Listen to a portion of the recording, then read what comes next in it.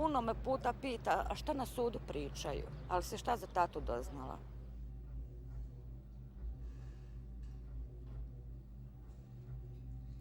Zato i dolazim ovamo, pa sve mislim, možda ću ga negdje naći.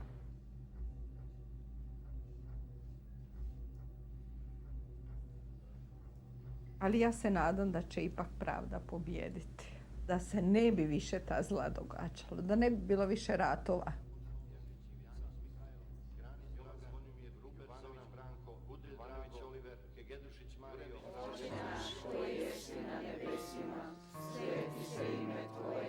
Dođi kraljestvo tvoje, budi volja tvoja, kako na nebu, tako i na zemlji.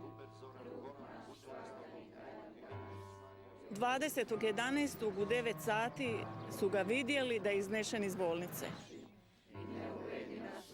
I eto, gubi mu se svaki trag. Kad su mi javili da je u bolnici, prvo sam pitala ima noge, ruke i onda je slijedilo olakšanje, hvala Bogu. Ranjeni neće poginuti. Završio u bolnici, znači neće poginuti.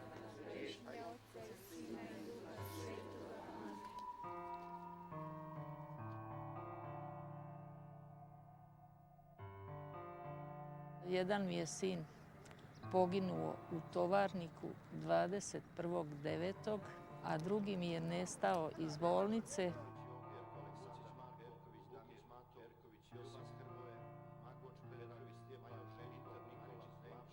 Nisam znala za njega, ni dan danas ne znam gdje je. Majka ko majka svugdje je išla tražiti. Nigdje. Moj sin nije znao do prije 2 godine. Kad me god pitao, mama, di mi je tata, ja sam govorila, nisam mogla nikad kazati. Nisam mogla, ali ja to ne mogu nikako da još prihvatim. Ja još nisam sa sebom.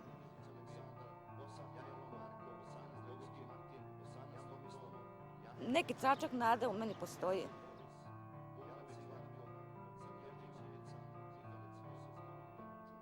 Još i danas dođe mi dan da mislim da će on od nekog ipak doći.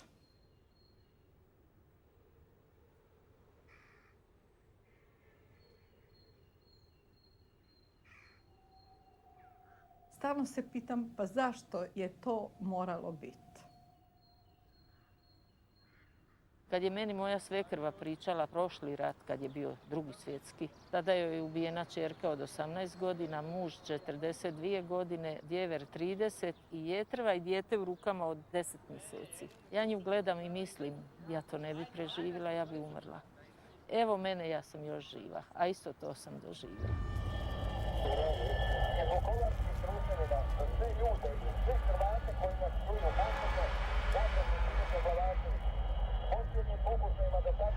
Vjeruj mi, kad sam ušao u Vukovar, znaš kako je to smrdelo? Ptice nisam čula. Strahovita rika stoke. Leži mrtav čovjek kako koštima ključaju oči.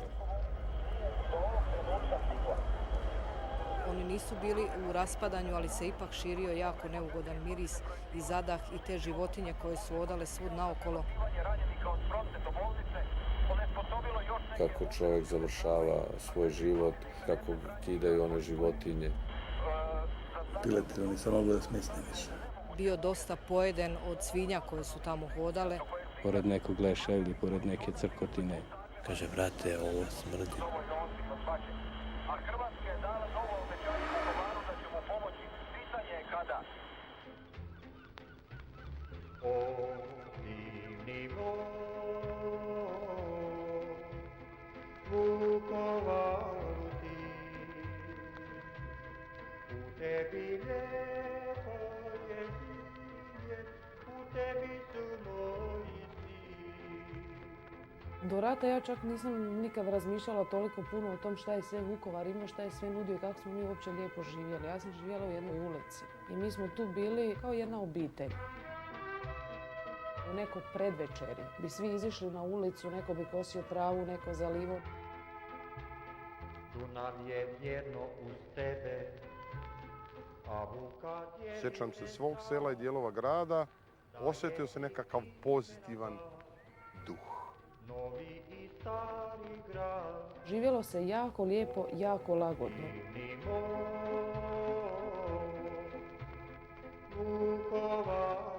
Vukovar je bio jedan zelen grad na Dunavu, ovako pitom grad. Znao sam glavnu aleju sa velikim drvoredima, sa onim radničkim domom u kome je održan osnivački kongres komunističke partije.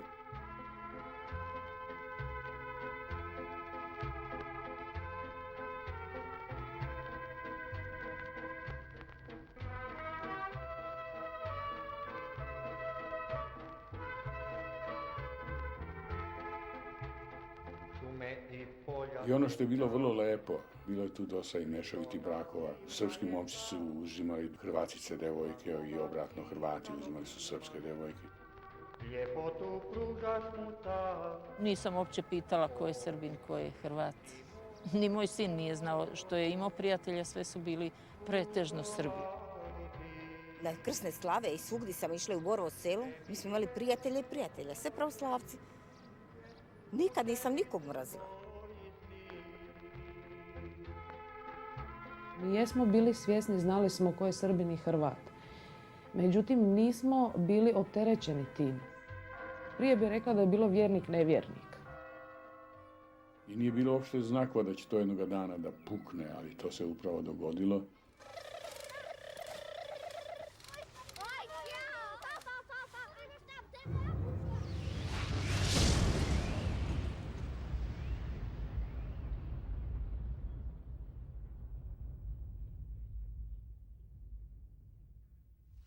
Prvo je nastala nezaposlenost. Stalo je Borovo, stao je Vuteks. Sve živo je stalo raditi. Već jedno 6 mjeseci nije bilo plaća u kombinatu Borovo.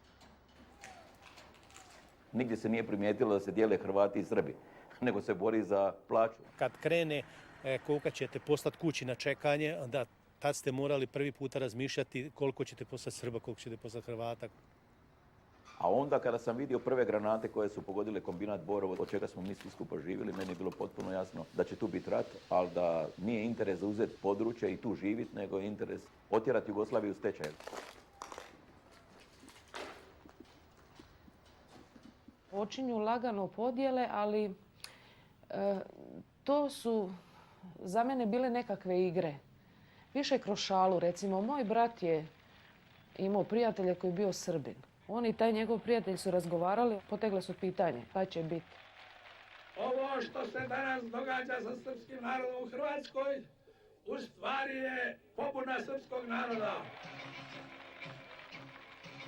Taj čovjek je njemu izgovorio jednu rečenicu koja je mene zapanjila. Rekao je, nisam ja tebi kriv što ti ne znaš hrvatsku himnu, ja srpsku znam. Iznenađivala me brzina kojom je u jeziku, u postupcima, a kasnije u dejstvima to išlo tako brzo kako je akceleriralo. Mislio sam da će se to ipak nekako smirivati, da će biti bolje. Ne da nam da zaboravimo da smo jednom bili vojska velika. Danas je Krist triumfalno ušao u Jeruzalem i glavni grad Hrvatske danas liči na Jeruzalem. Franjo Tuđman dolazi pred građane.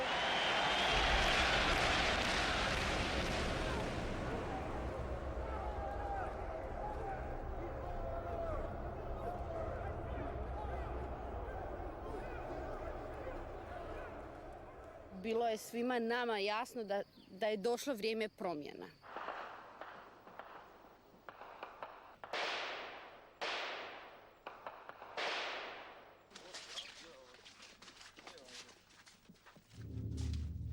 Dvoje mrtvih, 20-ak ranjenih posljedice su oružanog sukoba pripadnika snaga Ministarstva unutarnjih poslova Hrvatske i naoružanih terorističkih grupa u Plitvicama. Najbolji čovjek je poginuo. Zašto? Zbog ustaša. Osobno mu je dvoje nejačke dječice. Ovo će biti sad balkanski rat. Koliko nas palo da palo, ali vratit ćemo dug iz 41.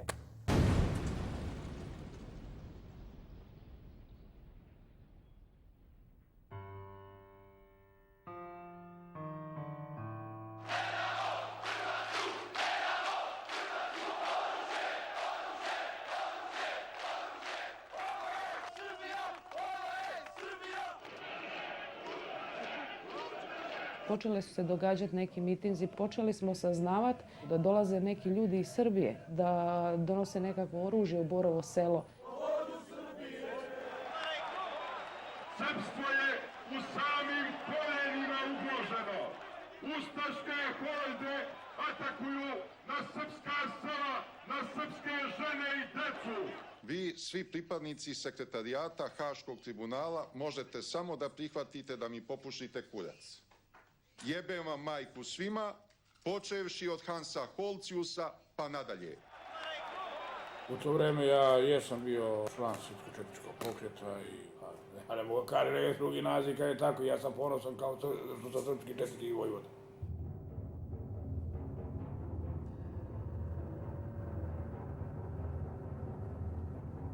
To reci inspektor Martić da je rekao da je ovo narodna milicija i da ne sluša hrvatsku vladu, nego samo ovaj narod. I ovo možemo baciti. Tako je, evo slobodno. Sa srpske strane poznato je da se podižu barikade pod izgovorom da se plašimo da ne bi neko upao u srpska sela, da ne bi došlo do pokolja. 3 sata i 30 minuta. Nalazimo se na poziciji na kojoj stražu čuva. Narod pomalo, kako da kažem, preplašen i ljudi čuvaju stražu da bi zaštitili svoje živote. S Ozren planine u Borovo Selo došla jedna skupina naoružanih ljudi koji su imali kokarde, brade, koji su postavili barikadu. Barikada je bila na Trpinskoj cesti, barikada je bila... U stvari svi prilazi selu su imali barikade. Na ovom mjestu je praktično postavljena prva barikada od stabala koji su srušeni s jedne i s druge strane preko ceste. Iznenadno jednog dana, dok je saobraćaj još uvijek tekao svojim tokom.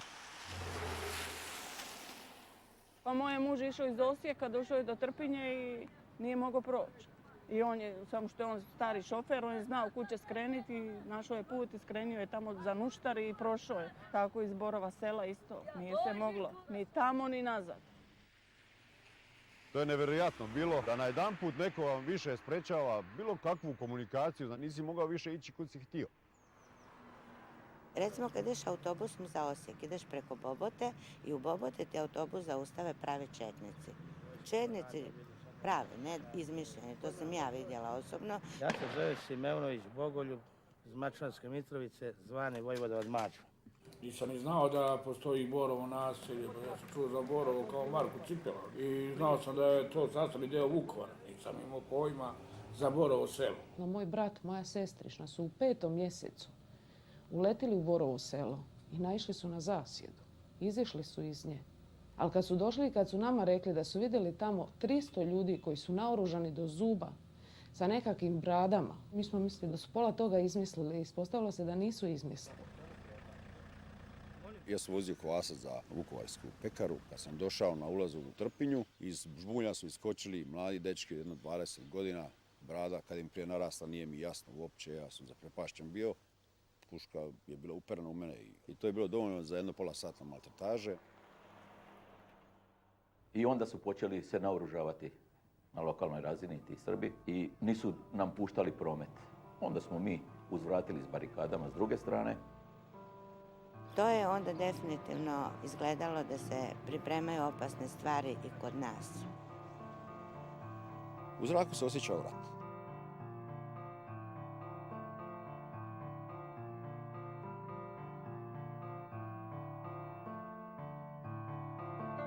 Osobno sam doživio od čovjeka koji mi je rekao, dakle imao informacije da se događanja neka dešavaju i da će se desiti, rekao mi slušaj, nemoj za praznik negdje ići. Kad to neko kaže saborskom zastupniku, onda nije vam sve jedno.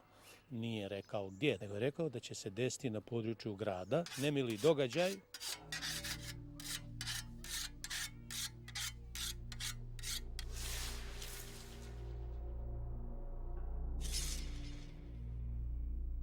Na povratku sa Prvomajskog uranka gospodin Mihajlo Gerinčik je kosio travu sa svojim unukom i kada je prišao Stevan Inić, počeo je nekakvim provokacijama, pretnjama, kao i uvijek, očito su imali nešto i prije između sebe. Stevan mu je rekao da će on njega ubiti i otišao kući, uzeo pištolj, vratio se nazad. Međutim, kako je kosio travu sa kosom, tako je udario po ruci. Pištolj je ispao, Mihajlo Grenčik je zgrabio pištolj i ubio ga.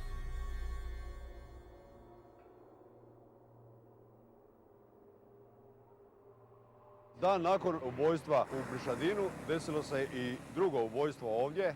Na ovom mjestu je poginio šef policijske postaje u Vukovaru, Stipan Bošnjak. Dobio je metak sa ovih susjednih kuća u vrat gdje je djelovalo kao da je preklan.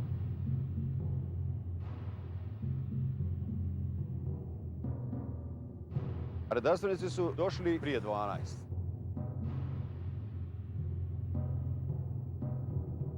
Ovaj put hrvatska policija u 2 Land Rovera i jednim autobusom prošla je nesmetano sve do centra u Borovo Selo.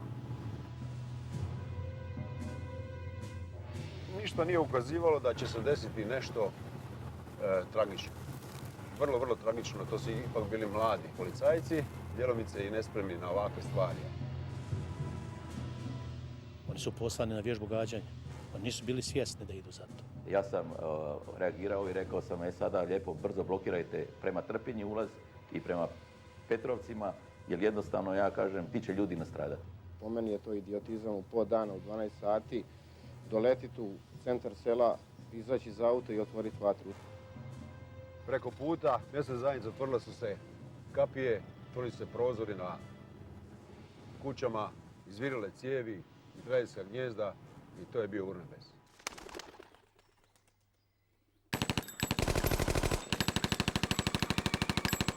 Privuklo mi je pažnju, oštra škripa kočnica.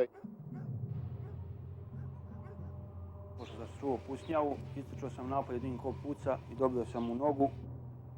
Pucali su na sve što se kreće. Izašli su iz vozila i zalegali su u kanale i pucali su. Pale su 6 ovdje u kanal, 2 su odmah bila mrtva, 4 su bila ranjena. Ovi drugi su se povukli ovdje iza ambulante i ušli unutra.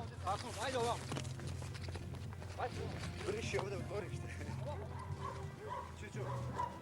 Oni su izletili iz auta i automatski su šišali po nama. Željković viče, mama lešte dole. Ja kažem, gasi motor, mislim ako pogode u motor, hoćemo, ne znam se snaći. Praštilo na sve strane, pucalo se, bio je pravi rat. Onda su žene počele da vrište unutra i deca, pošto su oni bombe odvrtali. Na to je Damir Mihaljević stavio dijete na prozor da prestanu pucati. Kasnije se ustanovilo da je to bila ćerka od Vukašina Šoškočanina. Što je bilo tek njega iritiralo, on je bio s druge strane.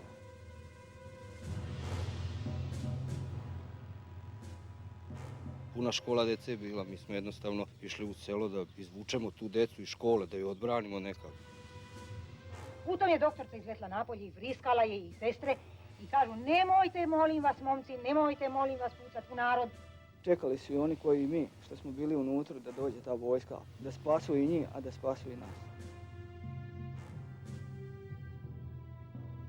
Onda smo čuli vojsku i onda je bilo malo lakše. Vojska je ušla negdje oko 2:30, dopukovnik Lončar tražio je da svi prestanu pucati. Iz koje kuće bude ispaljen jedan metak, tako je javno taj megafon govorio, bit će sravnjena kuća sa zemljom. I kad je došla vojska, poslali su krenuti prema nas, cijevi srednjeg taba je pucano u više navrata, do 10 do 12 puta spucali na nas.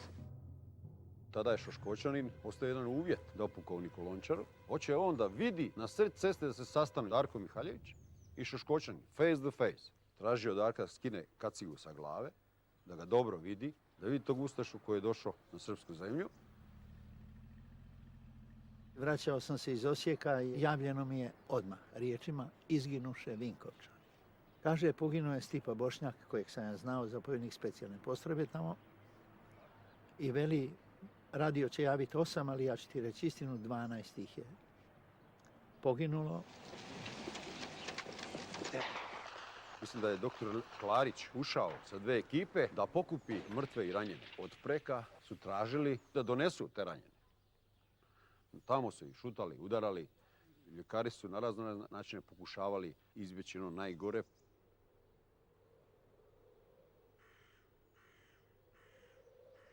Rekao sam ženi, od ovog trenutka život ti se dijeli na dva dijela. Sve do sada i sve od sada. Od sada ništa neće biti kao prije.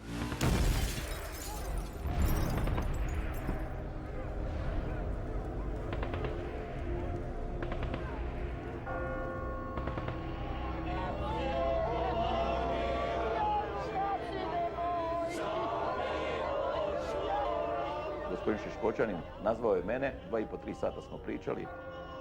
Došli smo do zaključka da oni ipak trebaju pristati da odgovaraju ko je ubio policajca. I on je sam rekao da će se prijaviti da snosi odgovornost za ono što se dogodilo. Tada je Šoškočanin sutra dan ubijen i naš dogovor o uspostavljanju mira je propao. Znači da nekome nije odgovaralo da se na tom području uspostavi mir. Službena je verzija da se utopio. Kod mene je bio čamdžija koji ga je vozio i koji tvrdi da se utopio slučajno, da je išao neki šleper i da ga je tala zakačio i da je on potonuo zato što ima pancir. Ja ne vjerujem u onu njegovu smrt, zvaničnu verziju. Navodno imao je slabo srce pa ga preseklo, jedini on da je se udavio. Žive je kratko, a svi ljudi koji žive kratko imaju malu ratničku biografiju. On ima taj događaj sa Borovom selom i nema ništa više.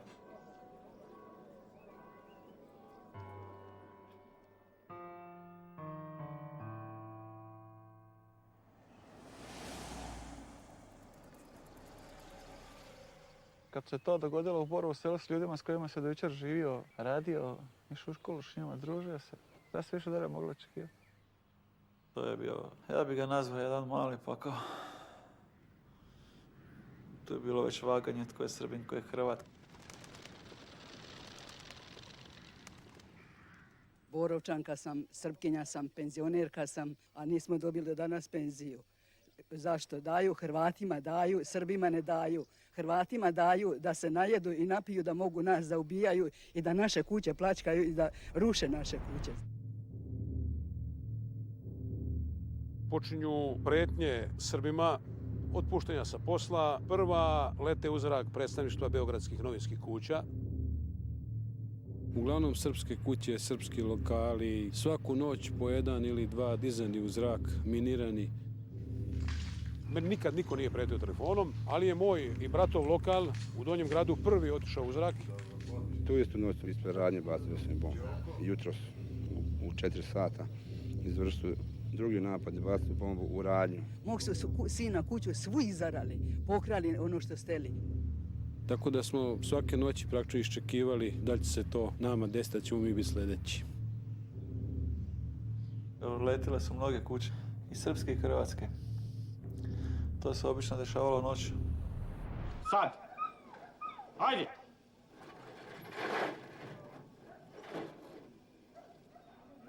Puštaj!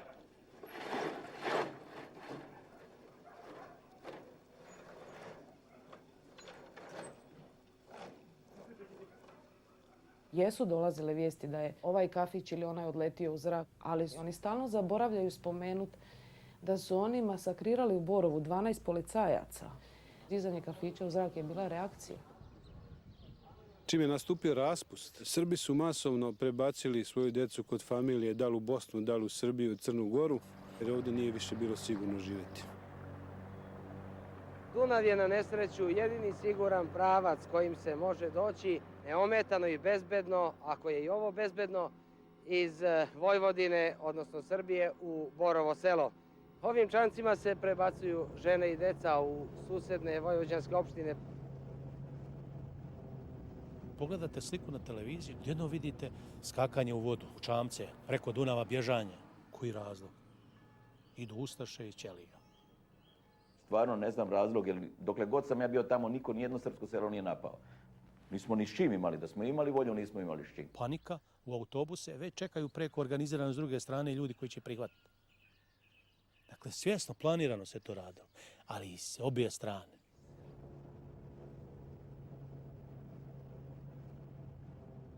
Tu uvijek funkcionišu dve propagande. Po nama je bila hrvatska odvratna, po Hrvatskoj je srpska propaganda bila odvratna, a danas bi se moglo reći da su obe bile odvratne. Hrvatsko redarstvo juče je imalo pune ruke posla. Trebalo je svim sredstvima sprečiti sve one koji su iz Srbije krenuli na komemoraciju žrtvama Jasenovca. Na snimcima se vidi kako hrvatsko redarstvo zaustavlja kolonu u kojoj je bio književnik Brana Crnčević. Cijelo to vrijeme u Borovu selu bio nazočan Brana Crnčević koji je vršio jednu strašnu propagandu političku, plašeći Srbe da će proći gore nego za vrijeme Drugog svjetskog rata. Što se mene tiče, srpski narod ima najveće groblje u pogrešnoj zemlji. Evakuacija žena i dece se nastavlja iz Borova sela jedinim mogućim pravcem preko Dunava čamcem u susedne vojvođanske opštine. A u ranim jutarnjim satima bačen je eksploziv na 2 ugostiteljska objekta vlasnika Srba. Izbeglice se ponašaju kao rimbe samoubice. Vest da je negde neko stradao tera ljude u akciju, a dolazile su crne vesti. Čuo sam kako pevaju ustaške pesme, kako pljačkaju, kako miniraju. Bijali su me, gađali su me snajperima, nismo me pogodili. U Srbiji iz Hrvatske su imali neki čudan strah. Nisu dozvoljavali da budu snimljeni s lica. Svaki je imao isti izgovor, da ima nekoga u Hrvatskoj.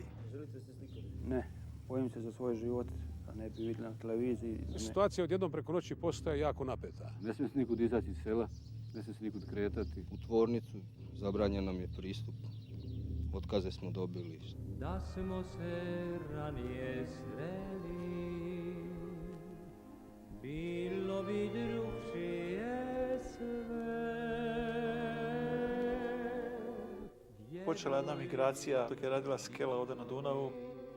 To je tako bilo malo čisto i smiješno što su odlazili, jer nama je bilo smiješno. Ali ja mislim da su oni ipak znali šta će se desiti. Nije lijepo, recimo, od prvih susjeda da ti ne kažu šta se sprema. Prvi moji susjedi s kojima smo bili jako dobri, oni su Srbi, mi smo Hrvati. Bila je subota, svi su bili u autu i svi su bili lijepo obučeni. I mislila sam da idu na nekakvu svadbu, međutim oni su otišli i nikad se više nisu vratili. Jer oni su pretežno otišli preko, ali mi to nismo znali, da se to nešto nama spremi.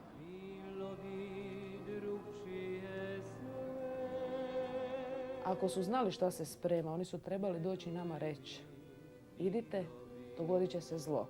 Ali ne, oni nam to nisu rekli, oni su otišli.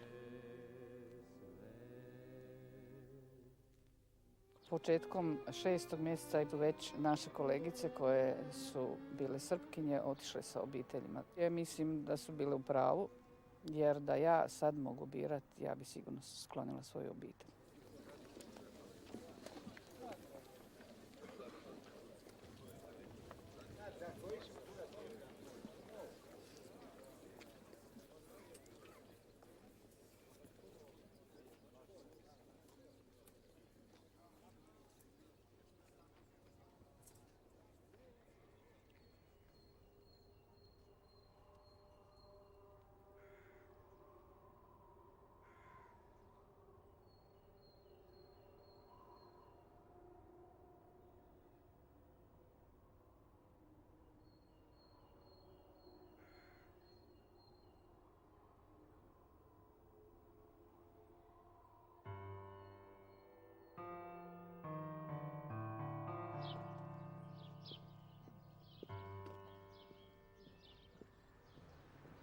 U 1991. godine krajem travnja su postavljeni kontrolni punkt Jugoslovenske vojske koja je kontrolirala ulaz i izlaz iz Borova.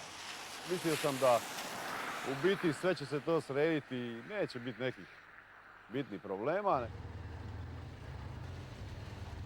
Hodale su transporterima kroz grad. Ko sad u Iraku kad gledaš, dobro nije tih dana bilo tako krvavo, ali vidjelo se da se zapravo rat sprema. Srpska sela su se zabarikadirala, hrvatska su se zabarikadirala i hrvatska strana nije imala snage da napadne nikog, nije napadnut ni garnizon ni JNA, a njihov zapovjednik je dolazio kod mene na pivo, mi nismo imali jedni protiv drugi ništa. Stvarno, JNA se do tada u Vukovaru ponašao vrlo, vrlo korektno. Pošto počinju međunacionalnih sukobi, vojska se pojavljuje kao tampon zona između zaraćenih strana. Jedno stanovito vrijeme su oni ipak imali nekakvu svoju samostalnu političku poziciju, dok nisu vidjeli da ako nemaju neku političku snagu iza sebe, a to su brzo uvidjeli, i tada se stavili potpuno u službu Miloševića. Predsjednik Milošević je izjavio da to što se na vežbu odazvalo 98,7% pozvanih simbolizuje spremnost Srbije i srpskog naroda da brane svoju slobodu.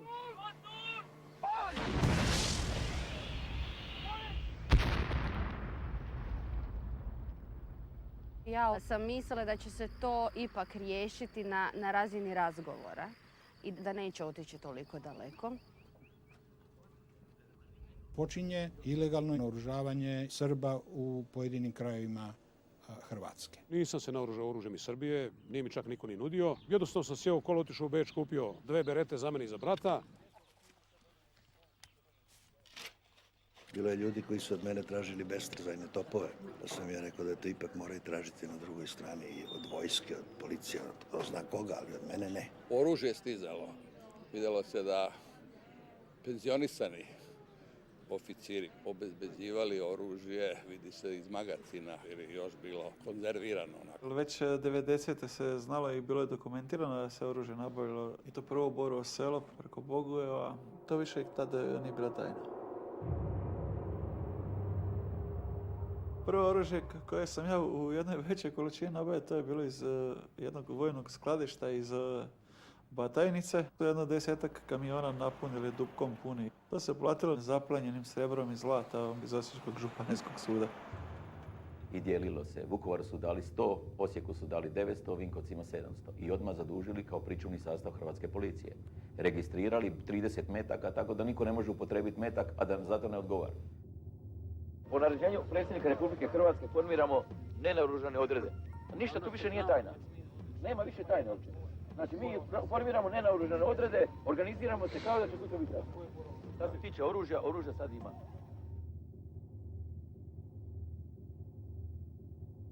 Ako čovjek proda kravu, ide kupiti oružje, tamo znači Hrvati koje poznajem nisu vični oružju. I počeli su prodavati konje ili traktor da si kupe oružje, znači jedan znak dešavanja nečega.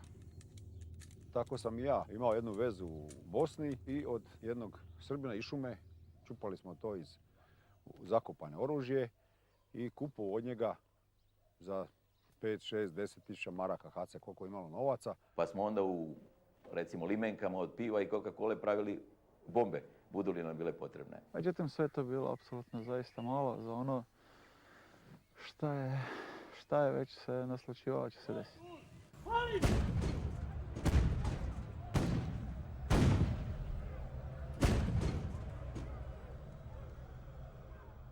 Mi imamo podatke, treba da se otvori jedan granični prelaz, da izađu nekakva 2 šlepera u Mađarsku bez kontrole i da se poslije 3 dana ponovo prihvate ta 2 šlepera, opet bez kontrole. Vrhovništvo Hrvatske pokreće mehanizme masovnog naoružavanja iz inostranih vojnih skladišta. Najviše razumevanja pokazuju Mađari koji širom otvaraju svoja vojna skladišta. Prva pošiljka oružja u 2 šlepera prešla je mađarsko-jugoslovensku granicu. O tom filmu se mnogo pričalo onda kada se on događao i za mjesec dana je on propao. Ubijati ekstreme. Na licu mjesta, na ulici, u sred kruga kasarskog, bilo gdje drugdje, samo pištolj i u stomak. Ukupno je tokom akcije stvoreno 19,5 sati tajnog televizijskog snimanja. Profesionalno sam bio zadovoljan sa time kako je reagovano na naše snimke. A mi imamo sad naoružanih 80.000 sa kalašnjikovima. Pa mi smo s njima u ratu. I po ratu s njima. S kim? S vojskom. U 81. općini ja sam organizirao grupe kad dođe odluka o zauzimanju skladišta i vojarni, da će oni zajedno sa narodnom zaštitom, oružanom narodnom zaštitom, to raditi. To sam činio i u Virovitici. Vjerovatno Mađar neki otkuca u Dalmatiji. Jebogama, i to višli. Ali dobro, jest, nema veze to. To je gotovo. Mi smo proveli jednu malu igru preko časnog mladog oficira, Jagar Vladimiro, ali kojeg je Špegelj računao da ga može vrbovati, da je to dovoljno što je Hrvat pa da će mu ući u njegove kandže. I tamo sam doživio izdaju od jednog kapetana Jagara. Njega sam odgojio. Ko je to sve prijavio Kosu? Špegelj je bio prijatelj sa njegovim ocem. I on se prisjetio da mu je otac na samrti ga upozorio da se čuva Martina Špegelja. Kad god dođe neko krizno vreme, taj će da preokrene. Zbog toga ja ne dajem 25 para da ni za svoj život, ni za bilo čiji. Da. Idemo u akciju i prema tome ja nikom ne garantujem da ću osvršiti. Da. Nikome. Mi smo plan obrane stalno usavršavali.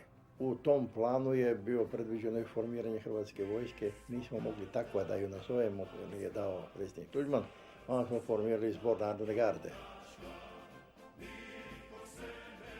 Kad smo dobili informaciju da se skupljaju novci za nabavku naoružanja samo za hrvatsku komponentu, onda smo vidjeli da to više nije ni za podcjenjivati, nego da je to suviše ozbiljno. Srbija se ne može zaštititi od rata kome može biti izložena ako bude uspavana u uverenju da se on ne može dogoditi.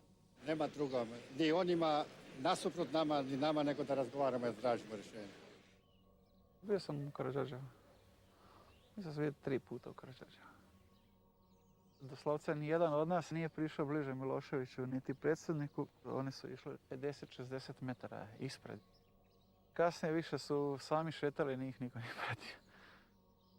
Nakon susreta gospodina Tuđmana i druga Miloševića u Karađorđevu, u Jugoslaviji se ponovo aktualizirala priča da će Jugoslavija biti ili neće biti, ali bit će kako Srbija i Hrvatska odluče. Razgovarali smo u interesu traženja rješenja koja će zaštititi podjednako interese naroda koje predstavljamo. On je na osnovu tih dogovora bio uvjeren da on sa Miloševićem može urediti stvari da do rata ne dođe. Ja mislim da su svi kupovali vrijeme.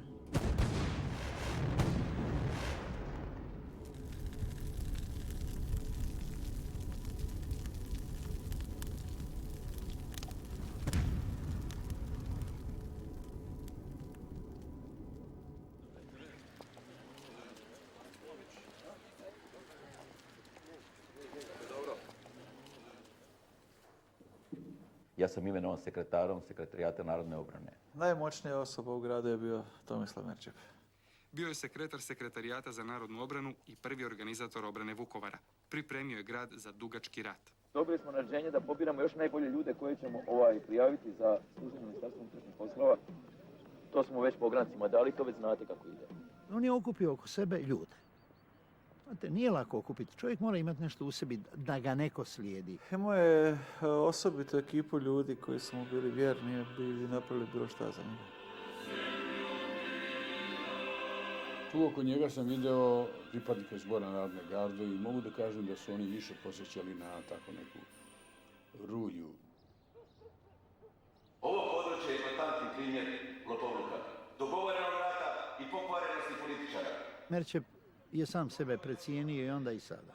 Merčep nije nikakva značajna ličnost u hrvatskoj politici, a pogotovo nije značajna ličnost u policiji. Bili su zabranjeni izlasti iz grada, trebale propusnice za izaći negdje van. Čak i seljaci nisu mogli njima ići raditi. Morali propusnicu za to tražiti. I to svako osobno mora ići kod Tomislava Merčepa. Ja sam mu se obratio da želim da snimam na prostoru Vukovara za Jutel i bez ikakvog raspitivanja pa zašto, pa kakve su moje namjere i tako dalje. Ja sam dobio tu propusnicu. Moram dobiti Ausweis, pod navodnicima, jel? Dakle, propusnicu moram dobiti u to vrijeme da kao zastupnik mogu otići na sjednicu Sabora u Zagreb. Jednog sam dana došao pa sam vidio u čekaoni je načelnik policijske stanice Vukovar. Stajao u redu i čekao. Tad sam preskočio sve pa rekao Tomica, pa te nije sramota. Pa prvi čovjek policija stoji vani, sat vremena čeka na razgovor. Kaže nek čeka, stara komunjera. On je nekoliko puta meni pisao propusnicu kao u filmovima. Napiše, taman ja se obradujem, sad će me pustiti pa idem, zgužva pa baci. Oni su donosili lavor da on pere noge, da se obrije, daje akcije, naređenja za akcije. Jednostavno osjetite da u gradu, kada su se pojavile propusnice, jedna opća anarhija, letargija, strah.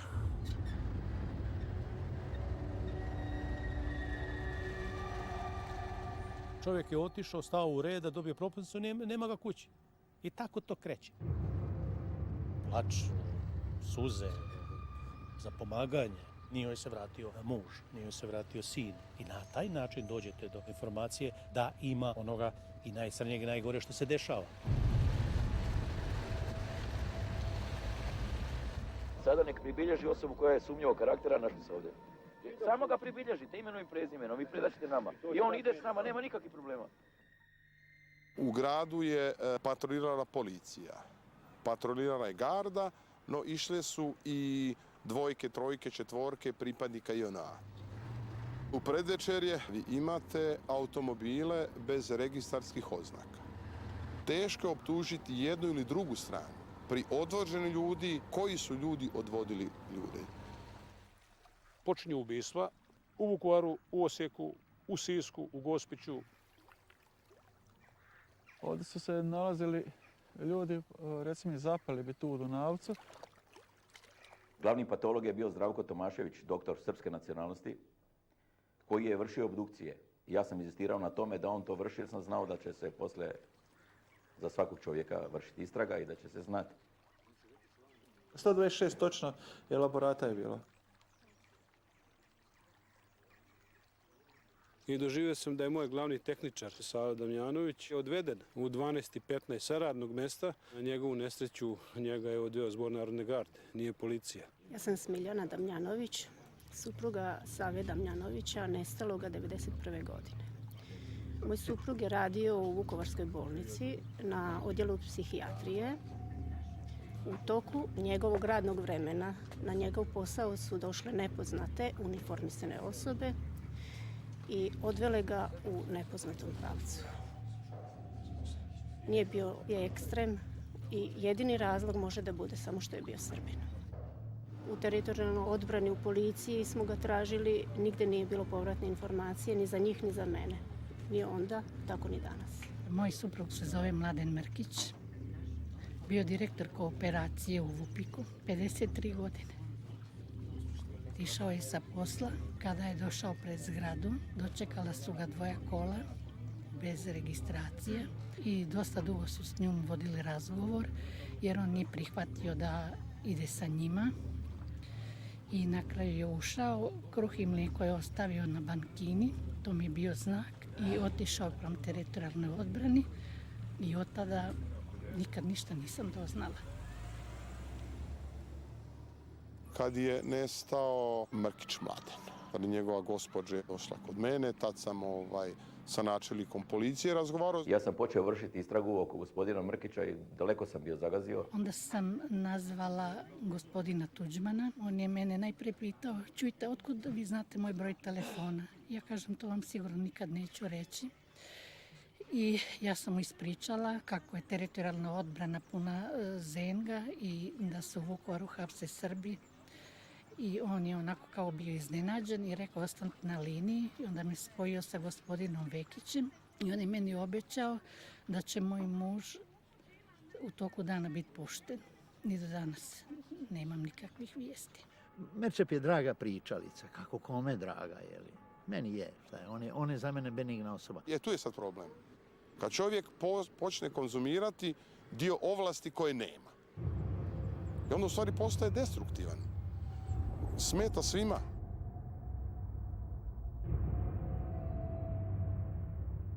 Ja neću nikad zaboraviti, to je bila nedjelja, da je bez najave iznenada posjet predsjednika Tuđmana bio u Vukovaru. Ni sam Merčep nije držao puno do predsjednikovih naloga. U tom smislu on je predsjednik, koliko se ja sjećam, rekao nisam tražio od vas suglasnost, odobrenje, pa neću ni dalje tražiti. Mi smo otišli u Zagreb i postavili smo ultimativno. Ili ćemo mi iz Vukovara, ili Merčep. Za najkraće moguće vrijeme oni su donijeli odluku da se Merčep povuče iz Vukovara. Odluku je direktno donio pa sam predsjednik. A to bez razmišljanja u roku pola sata. Ujutro u 8 sati dobio sam dojavu da će me doći uhititi vukovarski Suzup. To je bilo preopasno. Pred štabom je bilo jedno 250-300 ljudi koji su čekali iskaznicu. I banilo je njih 14, sekretarijat narodne obrane i Željko Mažar mi je stavio pištolj na glavu. I jedan od nazočnih je vikao ubi ga. Svi su bili uhićeni. Bili su u podrumu.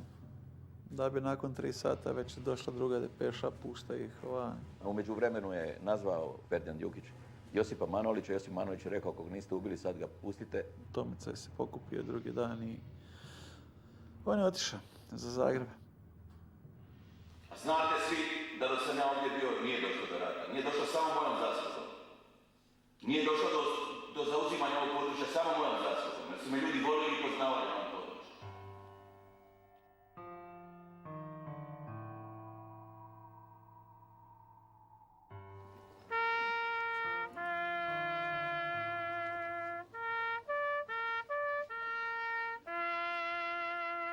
Ja sam dovezao Mileta Dedakovića i Branka Borkovića. Bilo nam je sreća kapetana dobiti. U Vukovar sam došao zajedno s Dedakovićem krajem 8. mjeseca 1991. godine. Prvo smo organizirali zajednički sastanak sa svim zapovjednicima koje smo zatekli po lokalnim punktovima. Osobito Branko, on je to posložio fantastično. Dao si je puno vremena, puno truda, cijenili su ga ljudi. Ta 1991. godine, avgust mjesec, se dobro sjećam, mi smo prolazili kroz zatare u kojima su bili sjajni usevi. Bilo to je jedna rodna godina. 4. avgusta je počela blokada kasarne u Vukovaru. Oni ljudi koji su naoružavani kroz ilegalni uvoz oružja, takozvani Špegeljev slučaj, blokiraju kasarnu i pucaju po kasarni sa onim s čim su imali. Onog trenutka kad su te kasarne napadnute, napadnuti smo i mi. Ali ona niti je bila značajna za JNA, niti za nas. Ona je više njima poslužila kao povod da JNA pokuša jednim udarom osvojiti grad. Ilustrativna izjava Franje Tuđmana: u Vukovaru se brani Hrvatska, da nismo želeli rat, rata ne bi bilo. Tada je on tenkom prešao Cvijeće i ja sam izašao tu napolje i pitam šta to radiš? Pitao mene šta bre radim? Ništa bre ne radim. Ja gledam da spasim državu, a ti meni govoriš o Cvijeću.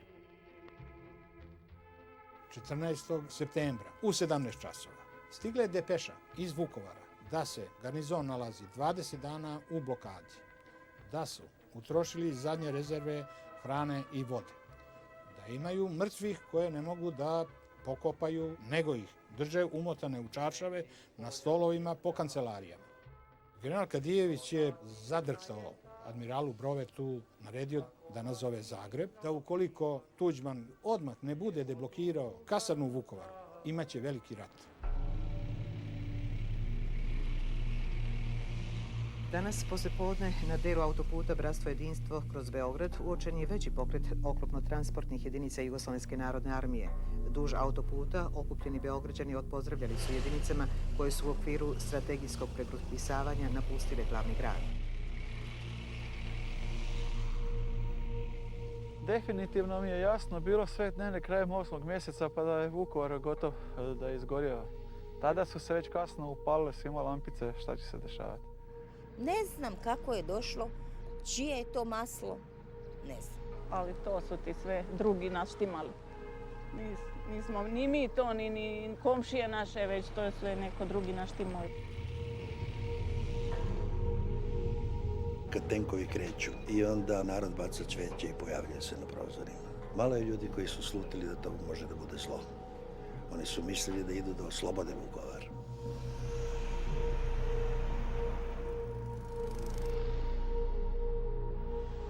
Ovo je trebalo davno da bude. Noćas ćemo svi u odbranu naše zemlje. Ja mislim da je to dužnost koju sam nasledio od oca i od dede. A idem za srpstvo i Srbiju. I to ide sa voljom i sa apetitom. Otišao sam u kasarnu, prijavio sam se kao dobrovoljac, prvi Zemuna koji sam se prijavio. Svi su bežali od tih poziva, nisu se odazivali. Ja nisam bežao. Ja sam osjećao da je to obavezno. Ovo je malo neobičajno, devojka pa na front. Mislim da nije i da treba svi da se odazovemo ovom pozivu. Ja sam majka 3 dece. Najmlađe dete ima 13 godina. Kad gledam televiziju vidim šta se radi i želim da pomognem i vredi žrtvovati za ovu našu Srbiju. Dole je čekala neki džip, mali vojni, koji su me stavili. Već su bili u stanu 2 vojna lica. Kasnije mi je majka rekla da su zvonili i da ona pre nego što je otvorila da su oni provalili da su ušli unutra. Nikad u Novom Sadu u 3 sata ujutru nije bilo toliko živo kao tog jutra.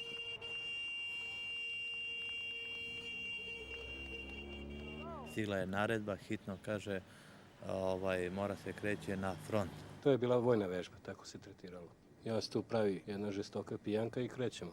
I jutros rano su iz Sokobanje rodbine i prijatelji ispratili na front dobrovoljce, pripadnike Srpske radikalne stranke. Njih 20 prvo će otići na kratku obuku, a onda, kako sami rekoše, u prve borbene redove. Ako dođe do toga, mogu da se javljaju borci u opštinskom odboru radikalne stranke. Bez ikakvog medicinskog pregleda, njemu daš oružje i pustiš ga. Osjeća se kao superioran. Ne mora nikom da odgovara, možda radi šta hoće. Sve mu je dopušteno jer on brani srpstvo. Vukovar je ta ključna tačka koju treba probiti, koju treba osvojiti. Mogu samo da kažem u ovom trenutku samo jednu stvar, da mi je žao što nemam više od jednog života da pohranim u ovoj zemlji.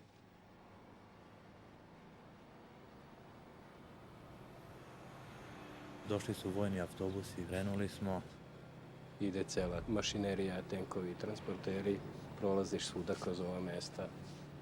U srpskim ljudi su izlazili, donosili rakije, ljubili kamione. I onda uđemo u hrvatsko mesto gde nas niko živ nije dočekao, sve je bilo zatvoreno. Tad sam prvi put u životu vidio šahovnicu, zastavu.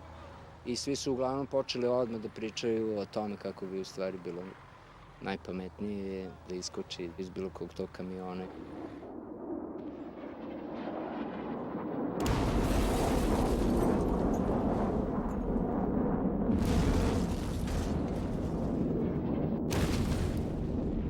Ovu rupu koju vidite učinila je raketa ili granata Jugoslavenske armije. Ovo je Vukovarski dvorac, spomenik kulture nulte kategorije. Ovdje su pale 4 kasetne bombe.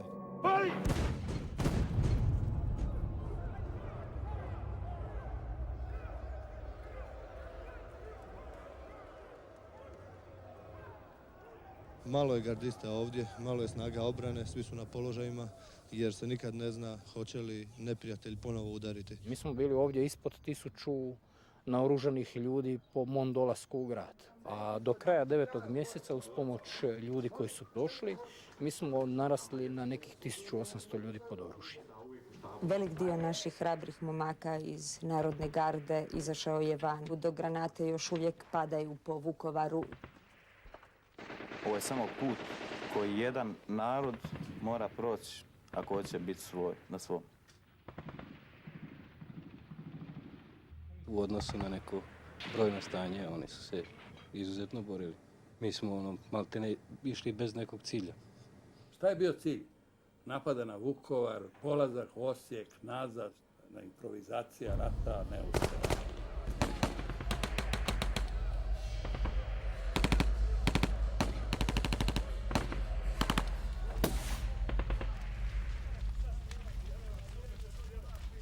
Ovdje je bilo zapovjedno mjesto. Prvo smo ga držali gore na katu kada je počelo granatiranje. Tada smo sa kata sišli tu dolje u podrum. Tu nam je bilo zapovjedno mjesto.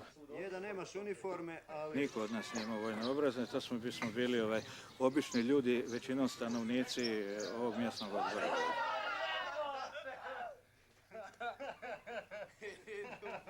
Mi nismo imali tenkovski postrojbi, nismo imali topništva i za pješadijsko oružje nedostajalo nam je često puta, bukvalno rečeno, čak i municije. Na određenim mjestima je bilo previše oružja, a na drugim mjestima, i to na vrlo važnim mjestima, nije bilo. Mislim da je Vukovar morao dobiti ljudstvo, bolje oružje. Dođu ovamo, prašćemo. Poprašćemo svi zajedno, pa možda nešto i upadne.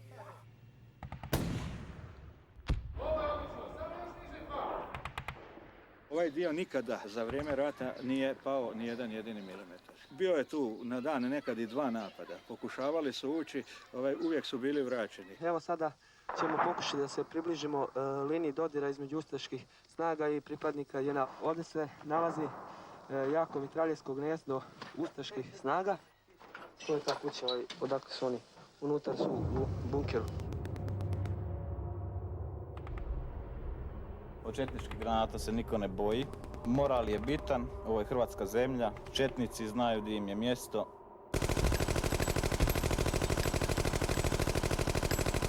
Kaže, skupljaju se u Borovu Selu, mislim, ajde pustit ćemo ih, neka samo da ih ne diramo, neće ni nas dirati.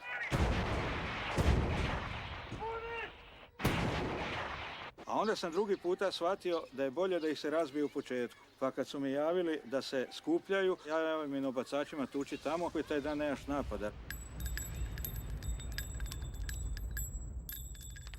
22 godine sam ja imao kad sam išao. Nema pojma, samo sam gledao da sačuvam glavu. Nek me on pogodi u nogu i u ruku.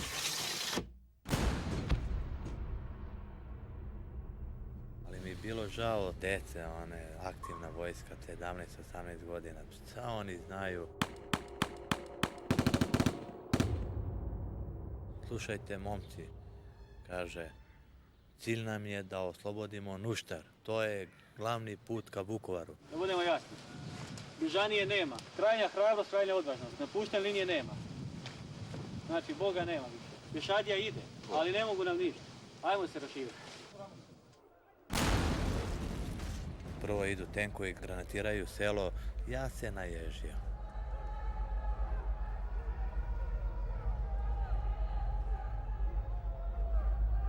Ljudi beže, znaš šta će, skupe stvari, nema, ostavljaju sve u kući. Samo da izvuku živu glavu. Samo čuješ, du, granate. Nisam znao na koju stranu da legnem, a ne da zapucam. U životu nisam vidio kako ljudi padaju, kao kruške. Dolazi ovaj kapetan, šta radite vi tu? Šta vi pa trči, kaže, gde da trčim, ja kažem njemu. A on kaže, prelazi ulicu, mi prešli ulicu kad granata, samo čuješ, ja sam čuo samo pištanje, ja sam samo njemu rekao, lezi.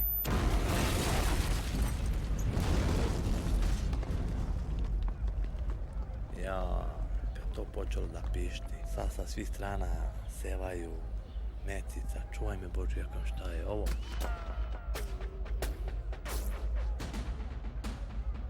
Ja sam vidio dečka jednog aktivnog. On je bio pogođen. On mene pokazuje da dođem ja njemu. I ja krenuo, znaš, ovaj meni, gde ćeš, kaže, pa snajper te, kaže, uvatio čekat. I šta ću, i on ovako polako puzi. A već ja vidim da on počeo da bledi. Gotov je. A ne vidim nigde krv.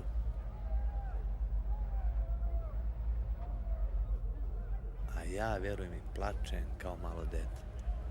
Ja kažem, Bože, ja kažem mojim, pa gdje smo mi ovo došli, brate, šta je ovo? Ovo je strašno.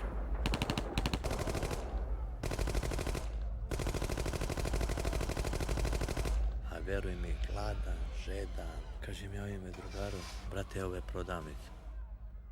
Ta Srbin ko Srbin, vidim ja keks frondi, iz denka siri uzmem 2 piva. I kao da me Bog povukao, ako kaže, pređi u ulicu, kad samo čuješ pištanje. Ja sam njemu rekao, sagni se. Svi izginuli ispred prodavnice. I ja kažem njemu, daj otvore ovaj keks frondi. Ja SDN kućir, ja nisam mogu da otvorim, sa folijom sam jeo. Pivo sam zubima, popijemo mi. Kad ja vidim, izlazi jedan ustaša. On je seo u kola i ovaj sa tenkom palio. Glavu s ramena mu je skinuo. Otvaram auto, izvlačim njega, vidim nema glavu s ramena. I razmišljam u tom momentu da li da sednem u auto, da pobegnem, ali sam vidio šahovnicu. Ovaj meni druga kaže, gde ćeš da sedneš u kola, kaže, ubiće do te naši.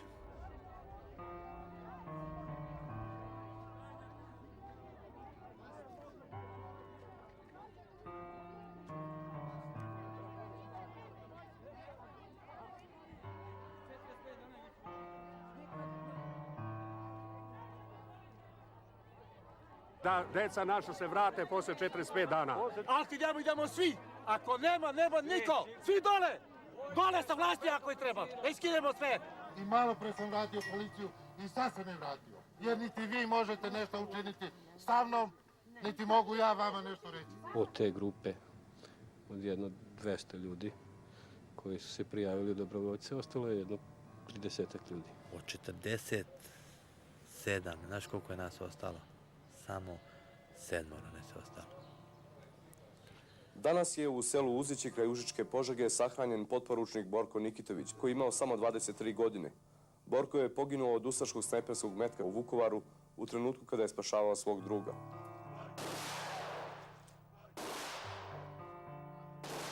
Dosta je bilo povređivanja, ranjavanja zbog neznanja, korukovanja. 50% mrtvih, onih koji su ratovali, da nazovemo da ratuje, su između sebe i straha jedni drugi ubijali. Tako da sam doživio više pucnjave, da mi je veća smrtna opasnost pretila od naših nego od protivnika. Ekipa naših snimatelja pratila je borce teritorijalne odbrane. Jedan od njih je bacio ručnu bombu prema mitraljeskom gnijezdu hrvatskih oružnika. Bomba se odbila i pala nedaleko od kamere.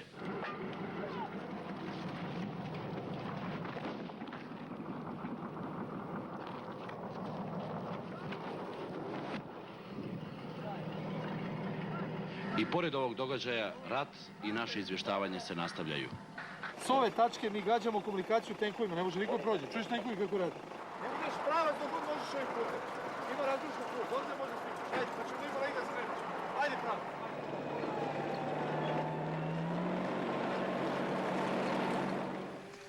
Što vi trče, ljesovi on? Ajde, idemo, Džoko. Ajmo. Ajde, ne valja biti na cesti. Momci, ajde da idemo sa ceste, da niko na cesti. Da. Oni će tu gruvat, u tome što si.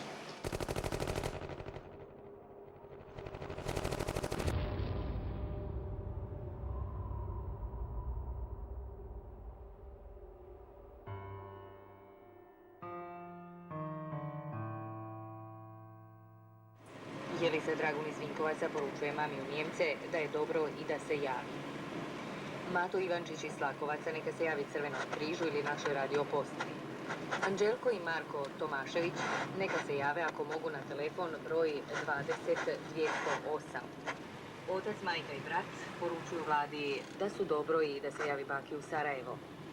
Pucnjevima iz svih vrsta pješadijskog naoružanja Federalne armije i četničkih terorista Vukovaru se pokušava nametnuti vojna okupacija, ali hrabri branitelji svrstani uz združene odrede garde, MUP-a i građane Vukovara uspješno su odbili i ovaj napad. To je taj famozni kukuruzni put koji je povezivao Vukovar sa ostalim dijelovima Hrvatske. Tu je išla logistika, snabdijevanje grada, konzervama, cigaretama, čak i oružje i municije. Kratko satišje potrajalo je 113 sati i 40 minuta kada su ponovo počele odjekivati teške granate po Mitnici, a jedna granata oštetila je i vodotore. I ovaj ulaz koji smo imali, znači taj kroz kukuruze, je bio pod kontrolom vatre JNA. Uvijek su vidjeli kad neko prolazi, ali su bili kukuruzi s ove strane i s ove strane. Mogli su samo nazreti prašinu ili nešto i onda su prašili po nama.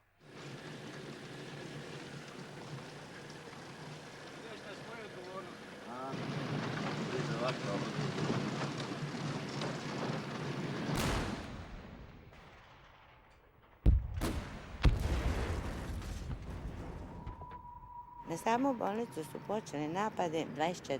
kolovoza. Kad su oni po nama počeli udarati, to nije bilo za izdržati. Samo što smo mi sve to već organizirali, spustili se u sklonište.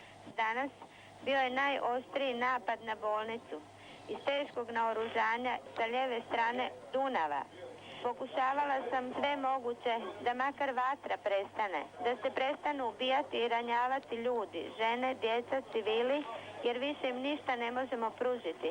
Čak više ni siguran krov nad glavom.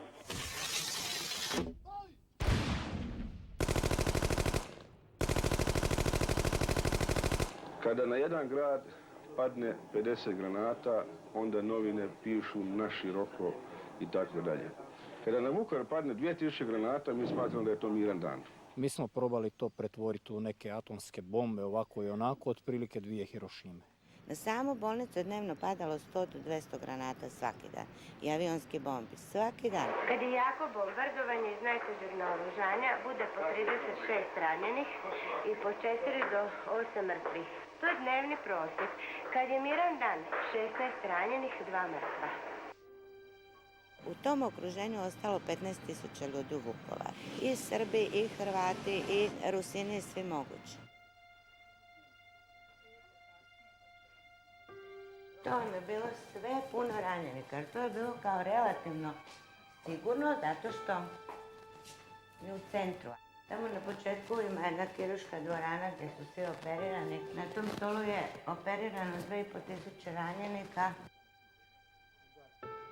I onda smo ih vodili ovuda u protuatomsko sklonište.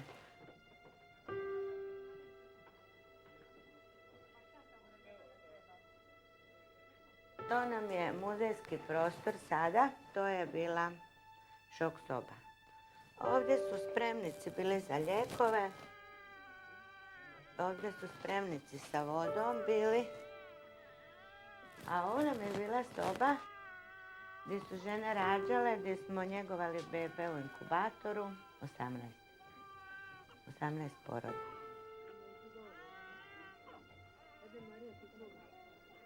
Mi smo pretrpili 5.9.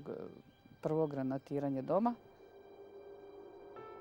To je bio prvi teži napad na samu ovu ustanovu, iako smo imali veliki crveni križ gore na krovu. Mi smo počeli pokretne korisnike odmah evakuirati dolje u podrum. Taman smo krenuli sa nepokretnima kad sam ja čula jauk. To je bila gospođa Kata, hop. Ja sam imala osjećaj da mi hoće nešto reći, oči onako izbuljene. Međutim, kad sam ja otkrila pokrivač, ja sam vidjela da njenog donjeg dijela tijela uopće nema. Kasnije smo vidjeli da je to sve bilo gore na plafonu. Bolnica je u proteklom avionskom napadu najgore stradala. Krov je probijen na 3 mjesta. Zarušen je lijevi dio zgrade. To je bilo negdje 5. oktobra. Evo tu ćete vidjeti ovo mjesto gdje je pala ta granata. Zapravo avionska bomba, 450 kg teška. Probila je svi 5 etaža od krova i tu je pala na krevet sa pacijentom. Taj pacijent se zove Pero Vukašin. Sad se sjećam, on je tu ostao posle pada i preživio za sve.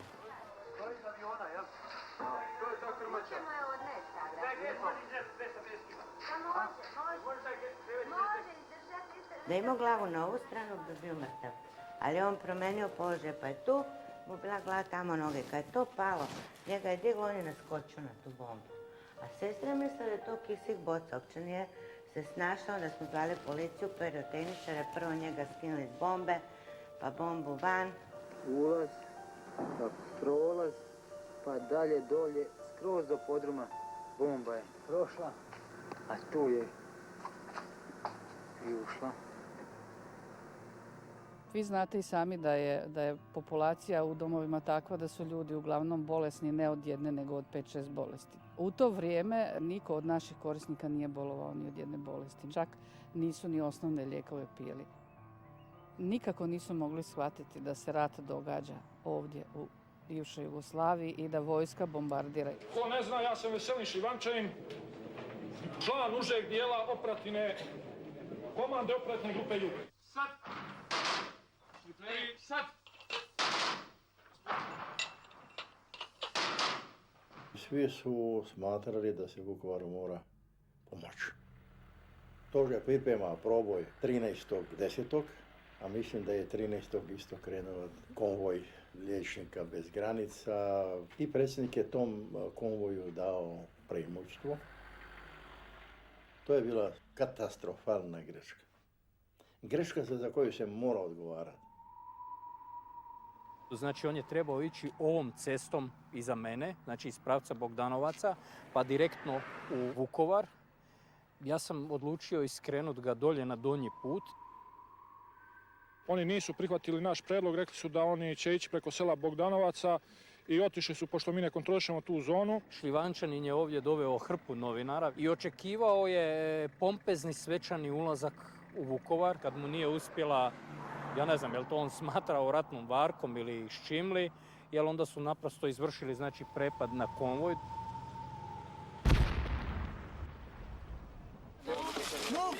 Il veut pas. Move. Okay. Okay. Ona iz kamiona je rekao da nije ništa bilo. Nema ni jedne mine, a iza je vidio da puzi po cesti Humka. 2 povređene medicinske sestre iz konvoja Međunarodne humanitarne organizacije Lekari bez granica prebačene su hitno u medicinski centar u Negoslavcima. Nadali smo se pomoći europejaca. Čuli ste nažalost kako je konvoj prošao. Jer Vukovar je prepun grad. Civila, žena i djece. Svi žive u skloništima i u podrumima. U to vrijeme kad sam ja postajala svjesna da je situacija bezizlazna, nalazila sam se u podrumu sa još 16 ljudi. Sve je postalo stvar borbe za goli opstanak. Nije bilo vremena ni za herojstvo, ni za strah, ni za razum, ni za razmišljanje. Bilo je bitno samo očuvati život, očuvati sebe, očuvati onog do sebe.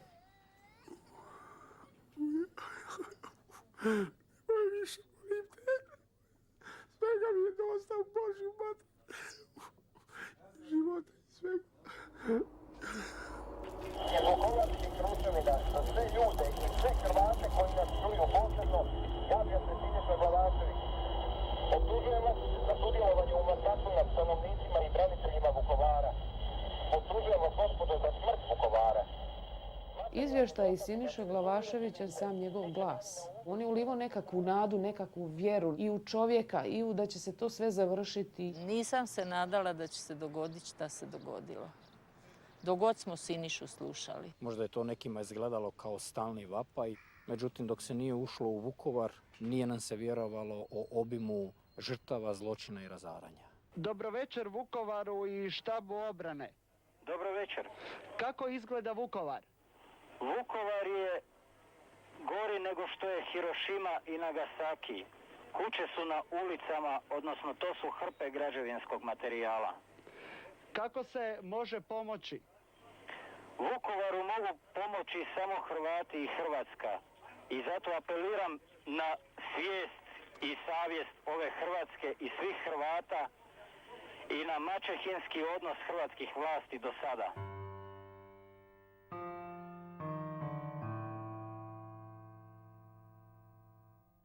Napravili smo takav sistem obrane koji funkcionira bolje od bilo kojeg švicarskog sata. Telefonske veze su funkcionirale gotovo do zadnjeg trenutka, ne bi mogao reći svi dijelovi grada jer bilo je dosta oštećenja, pokidanja.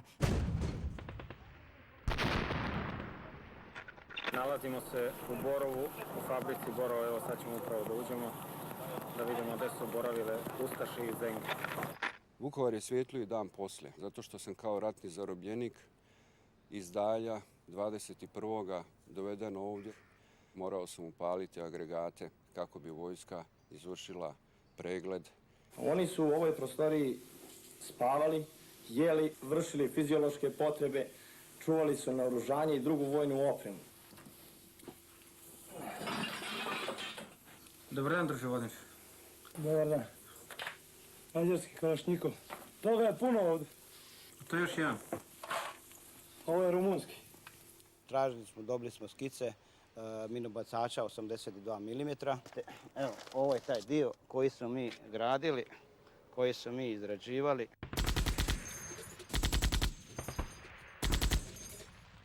Kad smo dobili prvo oružje, ja nisam znao rastaviti automat. Nisam znao šta s njim da radi. Onda smo se sastajali, nas 5 koji smo dobili, pa smo jedan drugom pokazivali. Evo, ovo je jedan deo opreme koji smo do sad našli, njihov amblem koji svira.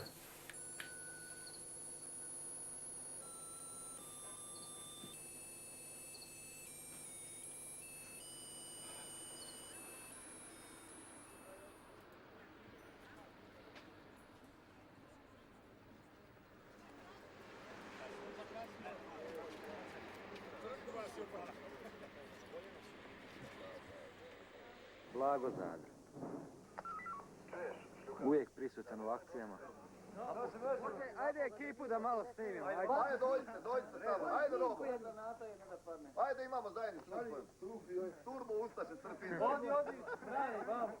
Mislim da su tu Srbiji širene takve dezinformacije. Pijane ustaše bacaju bombe 200 metara u zrak i te iste bombe padaju na njih i njih ubijaju. To su ti što bacaju 250 metara ručne bombe. Ovi što piju 10 litara vina. Ta ulica groblja tenkova gdje je praktički jedan cijeli bataljon u jedno kratko vrijeme bio uništen. Došli smo do neke cifre izbačenih iz stroja negdje oko 300. Koje ovdje divljanje bilo. Ovaj se istopio sunce Bože. Još se puši.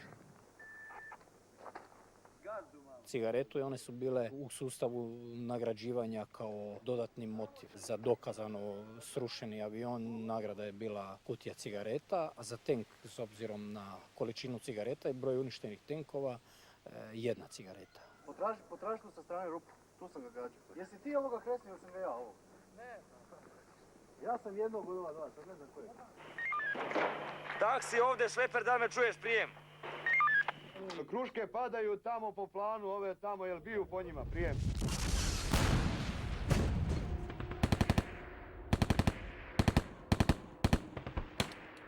Po meni je vladalo naše bahato mišljenje, samo treba da pustiš bradu i da staviš kokardu na šajkaču i svi će se razbežati.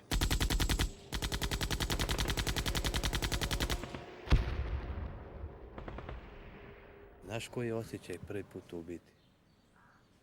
Ja sam, kad sam otišao, kad sam ga ubio, uveče kad sam legao, znaš koji znoj me probio? Ja sam se tresao ovako. Evo ti jedan tu je se ovaj sklonio. Gdje? Ajde, daj, pokaži ga gdje. Znaš šta, smrdi. Gorivo je, pored goriva. Skloni ovu deku, jebo.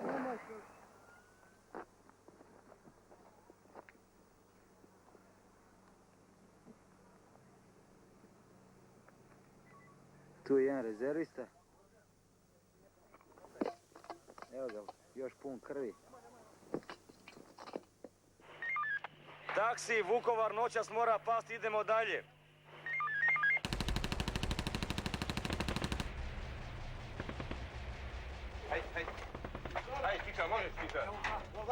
I dolazi komanda, puštajte stare ljude, dolaze četnici. Slušajte, što smo vas mi gledali smo vas. Dolaze četnici, mi ne garantujemo. To su kame, to su brade, tu je rakija u ogromnim količinama.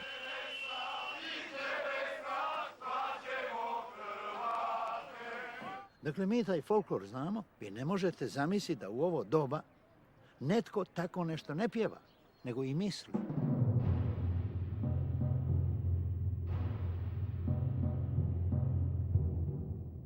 Dolazi Arkan, svi se postroje, on izabira odatle koga će da bez obzira na kaznu, kaže kakvi su uslovi žestoki kod njega. Tamo poznatni čovjek, poznat, na kraju se setim sa suđenja, osuđen je za svirepo ubistvo. On je bio nešto oko 2 godine u zatvoru, izađe iz zatvora.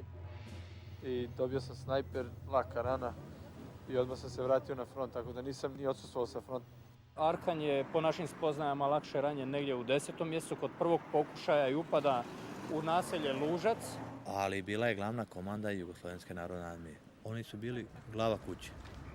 Da li imaju šanse, Ustaše? Nikak. Još malo i našice. Dole Tuđmanovci!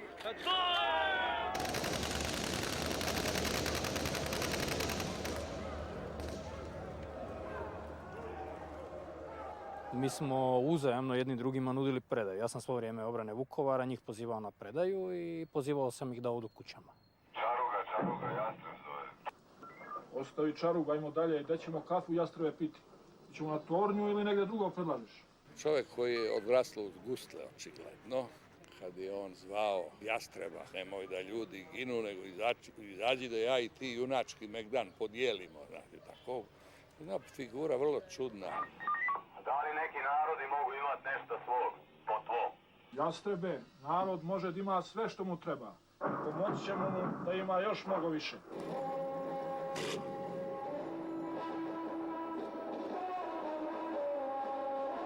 Ovo dođe kao šlag na tortu.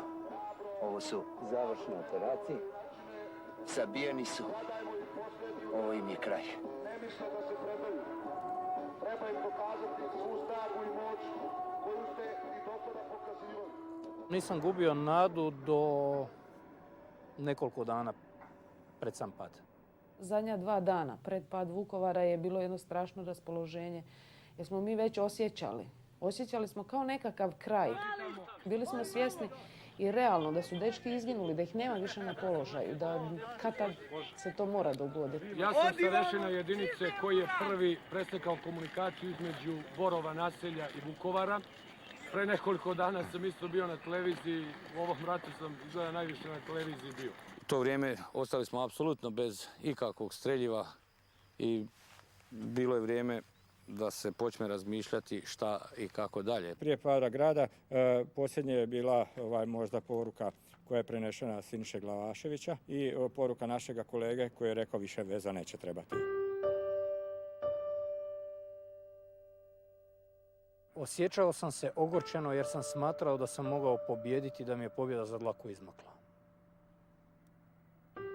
Znači, toliko mi je malo falilo. Večeras oko 2 časa javio se gospodin Marin Vidić i nudio je pregovore sa jedinicama Jugoslavijske narodne armije. Taj razgovor se odvijao u selu Negoslavci, u jednoj kući. Sami pregovori kao pregovori nije bilo pregovora. Pregovori se vode jedino ako imate vojnu silu iza sebe. Mi smo njemu saopštili naše uslove sljedeće. Da ovaj grad Vukovar mi volimo isto kao i svi ostali Vukovarčani i svi narodi Jugoslavije. Da ćemo sve učinjati da uopšte ne dolazi do stradanja nijednog čoveka i građana Vukovara, pa čak ni jednog ustaše. Raspolažemo sa snagama i sredstvima da za 2 sata možemo da uradimo i ovaj završni posao koji ovdje u Vukovaru treba se uraditi. On je bio strogo jugoslavenski nastrojen, nije bio dovoljno bilo svijesti, bilo obrazovanja, da zna da nakon rata u stvari se tek piše što je bilo u ratu. Poštovani sude, nazivali su me četnikom, komunjarom, zločincem, herojem. Vojsku u kojoj sam bio proglasili su agresorskom, srbočetničkom. Najgora i najveća neistina je da sam mrzeo hrvatski narod.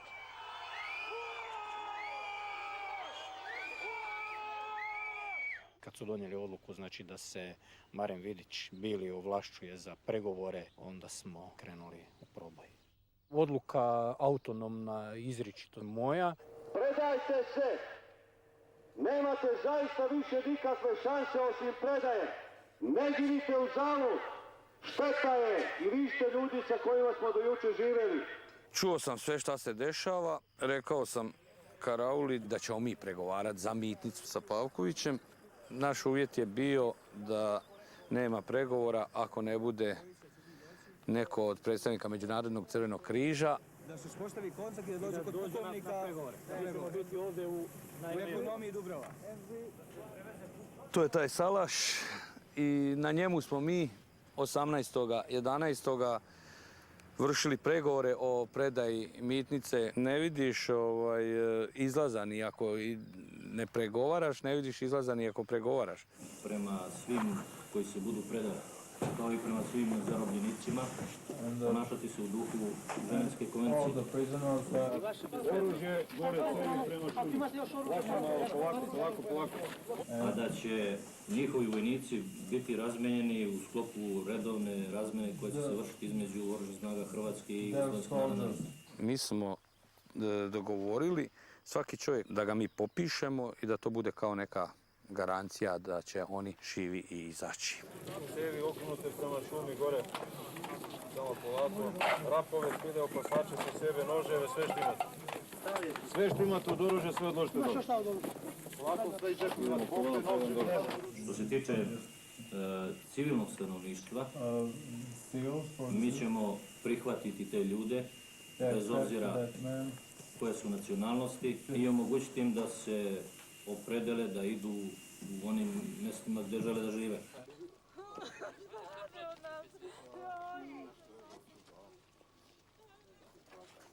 Kad je kolona krenula, to je bilo stravično.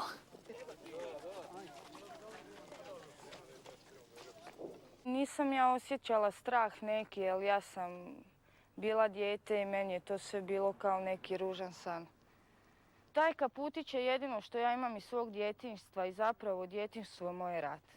Sram neka je bilo, jer mi smo doživjeli što nije Drugi svjetski rat imao. Niko neće više napraviti što je Vukovar imao.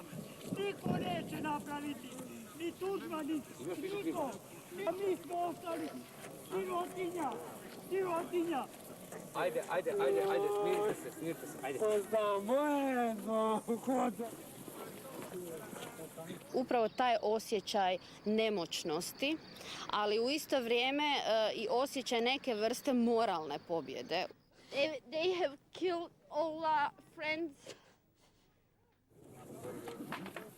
Meni je najbitnije bilo u tom trenutku ponijeti moja 2 rječnika engleskog jezika. On je jedan vojnik koji nam je gledao torbe, kad je otvorio torbu i kad je vidio 2 knjige, uopće mu nije bilo jasno, vjerojatno je bio zbunjen tom činjenicom da neko izlazi iz grada i da nosi 2 knjige i ništa drugo ne nosi sa sobom. Građani, vi koji niste nedeljama vidjeli sunce, istaknite visoko belu zastavu i to će biti znak da prestanemo sa dejstvima. Mi znamo da vi želite da se predate, ali nam dajte do znanja da li da prekinemo ili da krenemo na sveopšte uništenje.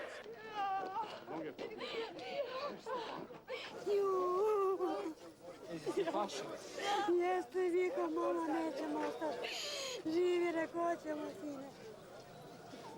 Ne boj se, Lučko, ne boj se. Sasvim slobodno. Eno, tata! One s torbama. Ovo je moj tata.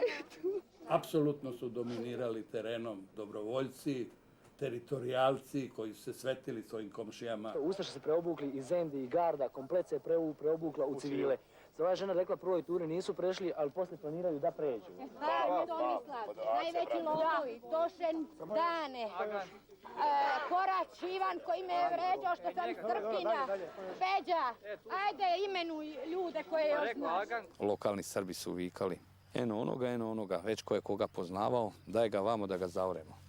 Svi su se presukli, ona dečki, oni od 17 godina, išli su pucali iz naših stanova. Kad smo došli ovdje, evo, upravo na ovom mjestu gdje ja stojim, tu je stajao Branislav Verčević, jedan stanovnik Borova naselja, koji me je odmah prepoznao i rekao mu je, evo ti, taj ti je ustaša. Uzeti ime i prezime. Kako ga ne bi znao da mu jebem mamu? Gledaj kako sam mu namestio zamku šlem da gađa, evo mu malo sam me pogodio. Kad sam mu dao osobnu iskaznicu, kad je pogledao, kaže, Josip, kako usrano ima, ja sad šutim, ajde dalje. Kad je Verčević rekao, evo ti ustaša, ja kažem, nisam ustaša. Kaže on, jesi, ja kažem, nisam, ubi me ako jesam. Kaže, neću te ubiti, klačute. Onda mi je s vami utrnio sam, sami jeza prošlo. To govno tamo, 3 puta iz onog bunkera, ima slovo, ima ovako otvorena malo, odatle snajperom piči je viga. Šaka ljudi da se zajebavala je. Evo taj tu. Tad sam mislio da će me ubiti. Uzimali su dokumente, ubijete i bacite u Dunav i sad čiji si.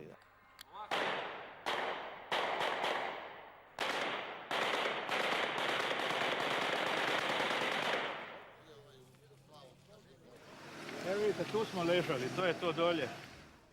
Bilo je nas tu preko 100. Kako je kod ovdje, a preko su bila žena i djeca. U ovoj reci neverovatnih ljudskih drama i oni ozloglašeni, preobučeni u civilna ili radnička odela pokušavaju da izbegnu zasluženu kaznu. Ne uspeva im. Kontrole su rigorozne, jedinica JNA ne promiče ni najmanji detalj koji otkriva ubice. Pa dobro to, ali ovo, gledaj, on nosi sadnje i sad visi u zatvoru. No, evo. Sajla zadavljanje. Zadaviti Širića. Oni koji se ne predaju i koji još uvek iz ponekog budžaka pružaju otpor, sami su sebe osudili na smrt. Onda mi je jedan stavio, taj koji nas je čuva, stavio mi automat ovdje na glavu. Ležao sam ovako i pita da li da povučem. Ja šutim se sad. Ako kažem povuci, povuče. A ako počnem kukat kao ovaj povuče opet. Da ja nisam sagnuo glavu, on meni zabio bio barnetonu veliku tu. Ali sam sagnuo glavu. Što on kaže, došao je iz Crne Gore da brani srpsko zemlju. Ma braniš te kod ti pičku svoje materije. Ja sam tako, mislim, sve tako reći. Ja sam tako rekao. Gdje su vam sinovi? Ne znam. Bio nisam. Pobegli svud loši, ja ne znam. Počeli su da kolju još u julu mjesecu. Pa čuvao sam ja to. A vi ne znate da su oni to radili, ne? Pa čuvao sam. Prvo su me tu dobro istukli. Pitali su me gdje su mi sinovi, gdje je kum. Tu je bila preko ledina, a kod ove kuće, kod Đačka, tu su bili ti četnici sa onim kamama velikima su. Postavili su mikrofon, a drugi je stavio ovako sa strane, možda jedno 2 metra od njega. I on je morao reći da su mu sinovi klali, ubijali, sve žio sam da spasi glavu. Jer to je bilo po režiji. Ovi su snimali, on je govorio, ovaj je ponavljao. Šta ste radili ovih 6 mjeseci? Ja nisam ništa. Mi čujemo drugačije. Sinovi jesu, to sam čuo, nije nema to, ali ja nisam. Šta su sinovi radili? A čuo sam da su klali, da su dizali kuće i tako. I kaže klali su, jesu. Jer meni je već bilo da vam kaže kako ono. Od batina svega pukom i film. Ja sam to izjavio. Nikad nisam ništa. U pancirci sa šljemom, visoki bradom, što viko leste dole, to su ubice i kasapi. To je režirano bilo. Režiser je sa televizije njemu govorio, 7 puta je snimano. Govorio mu šta treba reći, ovaj nije znao ponoviti šta mu je rekao i onda mu rekao govori šta hoćeš. Nigdje bio nisam nigdje bio sam cijelo vrijeme u Podinu. Nigdje nisam bio. Je to istina što oni govore? Laž, ordinarna laž, to su ubice i kasapi. Leste dole više, samo nemamo što da razgovaram. Ja sam želio da mene snimi ta televizija, jer ako me snimi onda postoji neki dokaz, vidjet će da sam bio živ.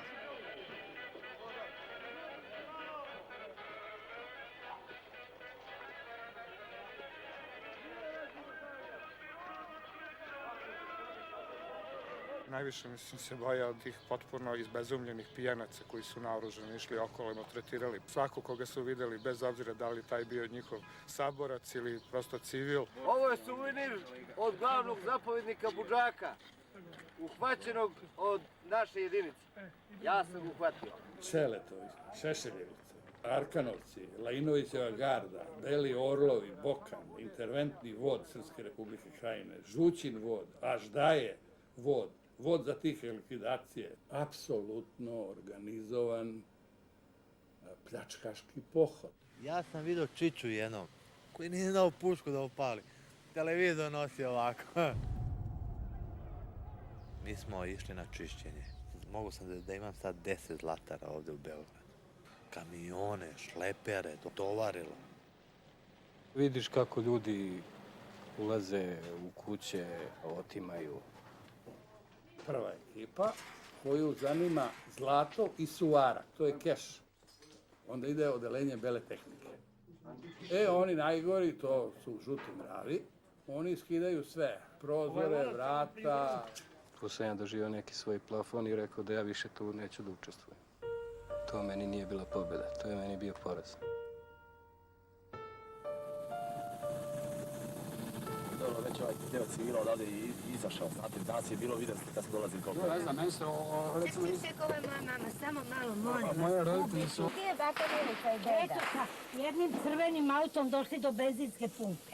Gdje, do koje benzinske? Izlačim sve, ovdje benzinske pumpe ove, izlači se sve, vratite mi, počeo. to mi je svekar i svekrva. Izvuču mi sve, oni idu sve u velopromet, zato i U izlačim. velepromet. Bogdane, jel može Slušajte da... ovako, to je moja komšinica.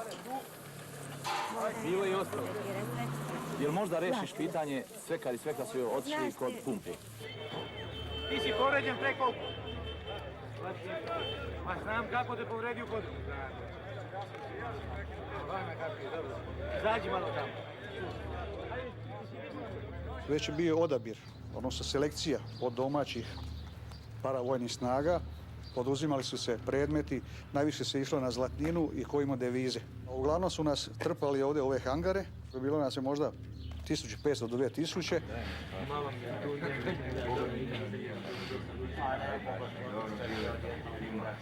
19. na 20. bio ovdje krvavi pir. Znači kad su došli četnici, pijani, napljačkani. Da sam vidjela doslovce krvave oči čovjeka s kim sam zajedno pila piće u gradu, koji je pokazao na mene prstom i rekao pregledajte onoga u kožnoj jakni. Ja da se saknem sam da ne pogodim, a on meni pištolj u usta stavlja. Bez obzira će Ja nisam stavljao pištolj. Bio si malo popit. Poznajete ovog čovjeka? Ovog čovjeka poznam iz viđenja. Ovdje takozvana stolarija. Ko je unišao unutra, retko ko je više izašao. I sam se čuju rafali ili jauci. I to smo svjedočili. Ali opet naglašavam da se i regularna vojska zgražavala toga. Nema oni, brate, sve što vide, sve što kreću, oni kolju. I tako je i bilo.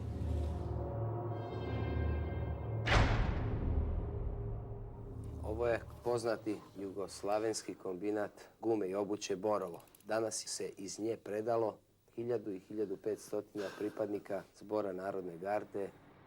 Mogu pokazati mjesto gdje sam izdvojen u jedan autobus među ljude koji nikad nema više. Došli su ljudi sa bradama, ti ljudi vas više nisu poznavali. Da. Aha, onda vidite,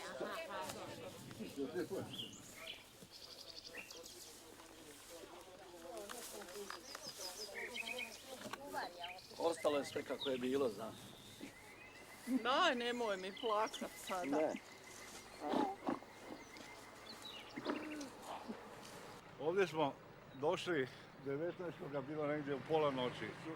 8 autobusa odavde, ja sam bio u 3. autobusu. Ovdje je bio špalir i oni su nas tukli.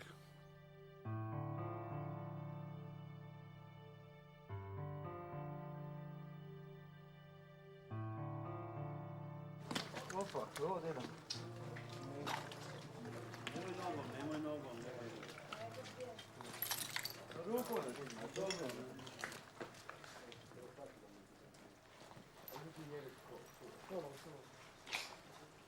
7. mjeseca sam izašao iz Vukovara. Šta je s vam bilo? 7. mjeseca sam izašao. A koga trebaš? Stražim babu i dedu. U to vrijeme ovdje u ovom krugu bolnice se skupilo negdje oko 5000 ljudi. Svi su došli tu jer su očekivali odavde evakuaciju. Tamo kad smo došli, bilo je jako puno svijeta, a na kapiji su nam bili, vojska je bila. Prvo, imamo li mi vozila za žene i za djecu? Imamo autobuse. Žene i djeca koje žele da idu za Zagreb. Neka krenu ovim pravcem ovdje gore na kapiju, odredit ćemo autobusu koji ćete biti smješteni. Da smo pošli tako žene i djeca da prvo idu. Sam ja prošla na kapiju. Tu sam se unesesla, malog sam držala od 2 godine, tu sam ja pala u nesvijest. Nemoj da se gurate, za sve će biti mjesto.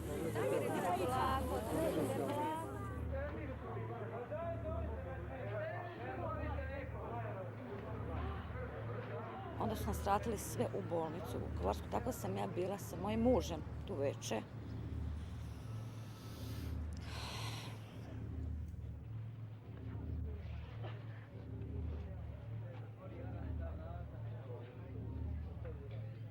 I onda su rekli, koji imalo mogu hodati, neka izađu u bolnicu.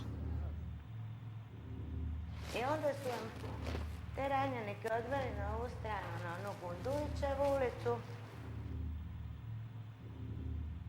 Svi u autobuse na Ovčar. Problem je u tome što vidim kako se vojnici šetaju po ulici i da prolaze kamioni. Pogledajte, eto tamo.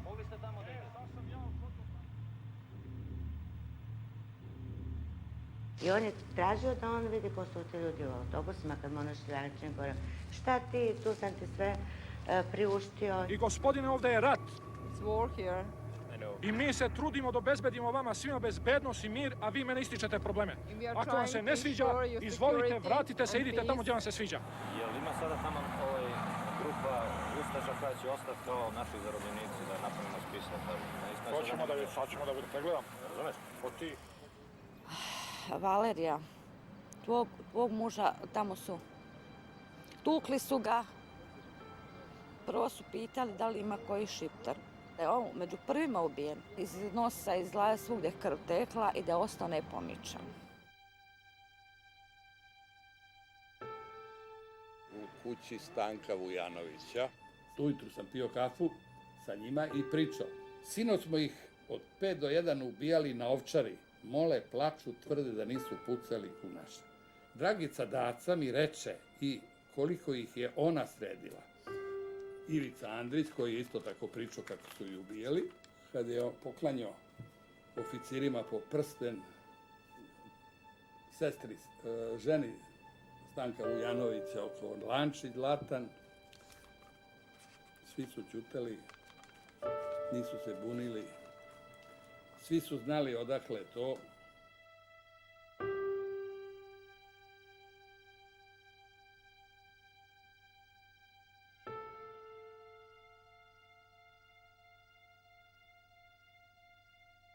Na toj Ovčari je pronađen i moj sin. Otiđem na grob, cvijeće nosim, sadim cvijeće i sretna sam na jedan način da njemu sredim grob, ko da mu sobu pospremim.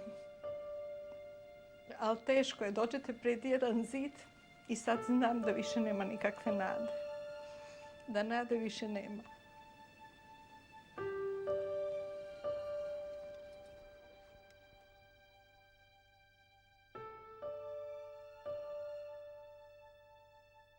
Kako ste zadovoljni su presudom?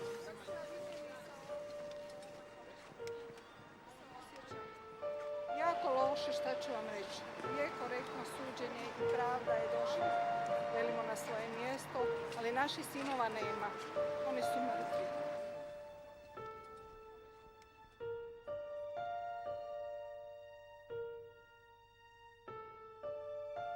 Jer ja imam osjećaj da je njegov pravi grob tamo, jer je tamo ostala krv i ono meso.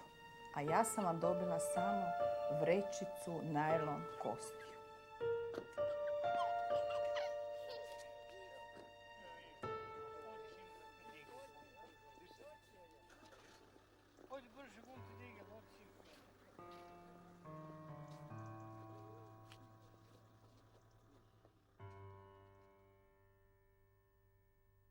Okrivljeni Vujović Miroljub, Vujanović Stanko, Lačuržanin Milan, Perić Jovica, Atanasijević Ivan, Mađarac Predrag, Vojnović Milan, Milojević Predrag, Zlatar Vujo, Mugoša Goran, Šošić Đorđe, Đanković Miroslav, Dragović Predrag i Kalaba Nada. Krivi su što su. U vremenu popodnevih časova dana 20.11. do ranih jutarnjih časova dana 21.11.1991. godine na poljoprivrednom dobru Ovčara u Vukovaru, tadašnjoj Republici Hrvatskoj, prema ratnim zarobljenicima vršili ubistva, telesno ih povređivali i nečovečno postupali na način kojim se vređa ljudsko dostojanstvo. Tukli drvenim palicama, šipkama, kundacima, rukama i nogama po raznim delovima tela, pucajući mu iz pištolja u glavu i noževima prerezali vratove. I tako ih streljanjem lišili života, a potom su leševi u jami zatrpani zagrtanjem zemlje buldožerom. Nepismenog Marka Miljanova su pitali u čemu je razlika između čojstva i junaštva. A on im kaže, junaštvo je sačuvati sebe od neprijatelja, a čojstvo je sačuvati neprijatelja od sebe. Mi, gospodo, ne dovodimo u sumnju vaše eventualno junaštvo, o tome neka sudi neki sud istorije. Ali ovu presudu shvatite kao presudu vašem čojstvu.